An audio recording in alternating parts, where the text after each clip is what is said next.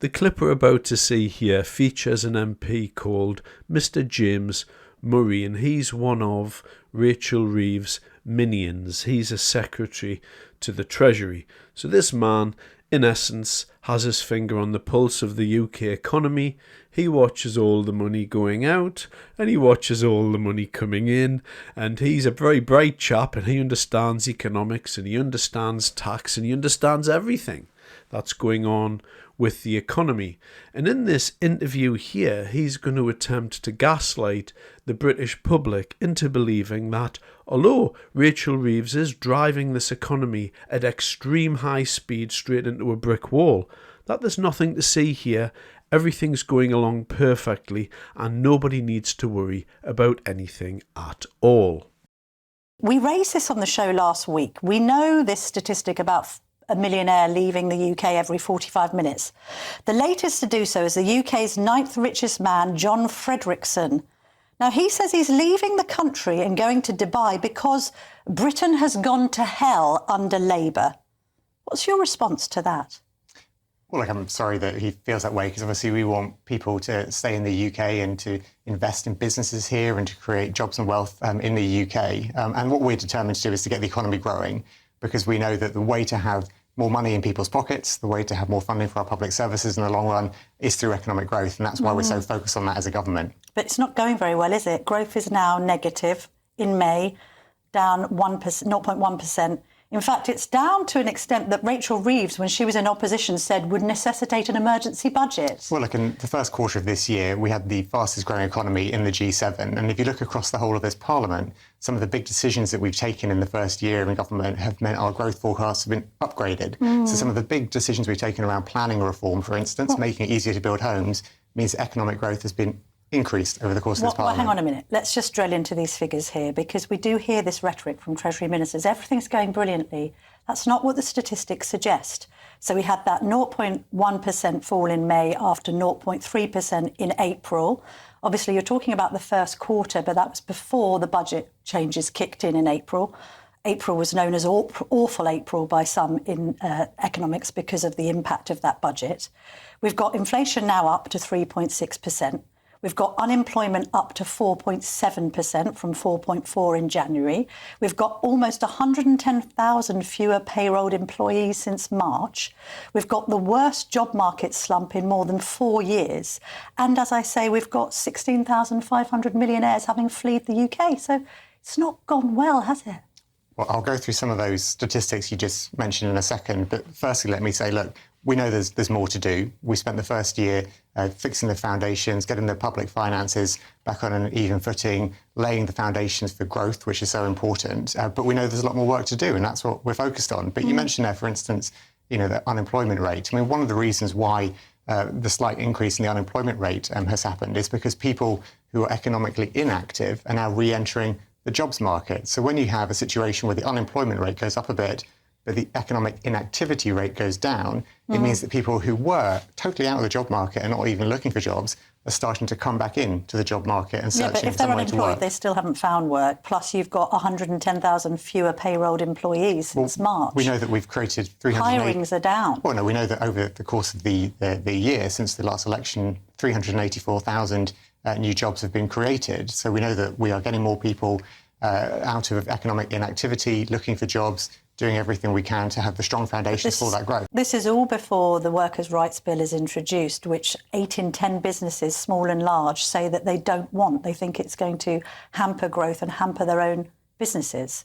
So it's not a pro-business government, is it, this? Well, we've been working with those businesses to make sure that we, as we introduce employment rights legislation, which is so important to give people and families security, we're working with businesses to do that. But can I just say one point, which is that what businesses were telling us all the time in opposition, and they tell us now as well, is that what they want above all else is stability. What they want is as much certainty as possible. And that's why fixing the public finances was so important for us to do in the first budget last year. But you haven't fixed the public finances, have you? Because government spending is going to reach a record level by the end of this parliament. No, we can't. So in what world have you fixed government spending? You're spending £100 billion more. No, we came into office, the Chancellor set out her fiscal rules, and those fiscal rules are non-negotiable. But you've borrowed more, haven't you? We had to take some difficult decisions. Have you borrowed more?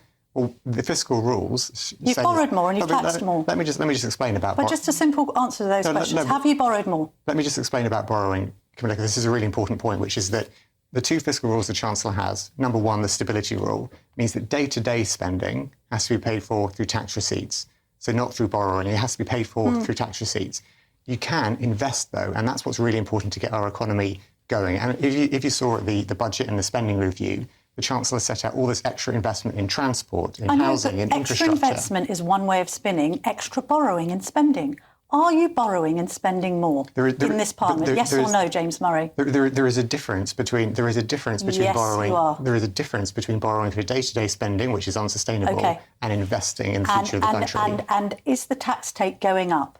Is the tax burden going up under Labour, yes or no? We had to take some difficult decisions at the budget. So the answer to that as well is yes. We had to take some difficult decisions at the budget last year. And one of the reasons why we had to take difficult decisions over taxes at the budget last year was to fix the public finances. OK, but I just want to establish, so that we're not kind of rewriting history here, that tax and spend is up under Labour, isn't it? Well, look, you know that we had to take those decisions in the budget last year. Is it a yes? You know that we had to put taxes up at the budget can you just say last year. Tax and spend is up under Labour? Yes, it is, Camilla. We had to increase taxes at the budget last year, and part of the reason why we did that was to stable the public finances and to invest in public services. Okay. Rich people are leaving. They've had enough of this economy already, and all of this talk of wealth taxes is really scaring a lot of high net worth individuals. They're not fixing the foundations. That's another slogan that gets pushed out continually by Labour. What foundations have you fixed? You've increased borrowing and you've increased spending, and that's not fixing anybody. His claims about the job market were ridiculous. Although 384,000 jobs have been created, and I might add at this stage that the government doesn't create any jobs at all. Those jobs are created by the private sector, so him saying that is ridiculous, but that's a lot less than previous years, and by all of the results and surveys completed online, and particularly the job sites have told us this, the lowest amount of jobs ever over the last decade are available at the moment. There's something happening with the jobs market, and there's an implosion with the jobs market that nobody is talking about here, but everyone kind of realises that's happening in the background. By far and away, the worst thing within that was the 100 billion. Now, Rachel Reeves came out at her first budget with her red case and her team and all of the smiles, and isn't she a big girl now? And look, this is the budget. I'm going to fix the British economy. Well, within 9 months, she'd already had a spending review and came out and said, well, actually, I need an extra 100 billion to invest more in public services. And what Mr. Murray was saying there was technically true, however ridiculous. And as he said, we're not borrowing money to pay for the day-to-day running of the economy. We are borrowing money to invest in infrastructure. Now, I always like to think of the government as an expanded or blown up version of personal finances. So let's say myself, that I've been in debt for the last 50 years, and I've been spending way more on our household budget than I make in my wages. And this has been going on for quite some time, and my debt payments on all of the credit cards that I have is increasing month by month, and I'm going out farther and farther to borrow more money from more exotic places all of the time in order to keep my household running. And try as I might, I just can't bring that expenditure down. I've tried and I've tried, but every time I put this to my family, they vote me down and they say, no, we're not going to save money on that, even though it's ridiculous to keep spending on it. So I go away and I just keep borrowing more and more and more money. And then eventually I have a brainwave, a very, very bright idea, and I say, I know what I'll do. I'll go and borrow another £50,000 and I'll put an extension on the side of my house, because that's going to be good for everyone. That's going to provide stability for everyone in the house, and that's going to give us a good foundation to move forward. And That's not going to be part of the day-to-day spending on the house. This is going to be just a separate loan. But my wife may then come up to me and say, but we still have to pay that loan back, don't we? We're already in huge amounts of debt. So why would you go and get an extension put on our house if we're in so much debt? And I'm going to reply to her, well, you see, I'm fixing the foundations of our house. And she's then going to look at me and call me a complete idiot. And she'd be right to do that at that stage, because that's what it would be. Mr. Murray is attempting to tell us that it's perfectly all right for a government in huge amounts of debt, who's already been warned by the IMF a couple of weeks ago that we're heading towards a brick wall, that it's quite all right and there's nothing to see here, that the government's just borrowed an extra £100 billion to invest in public services. And everything's going to work out because that's not part of the day-to-day spending.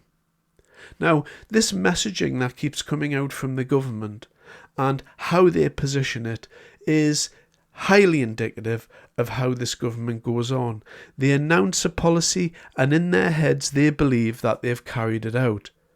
This man doesn't have long in post. The reason why this man doesn't have long in post is because Rachel Reeves isn't going to survive the next budget.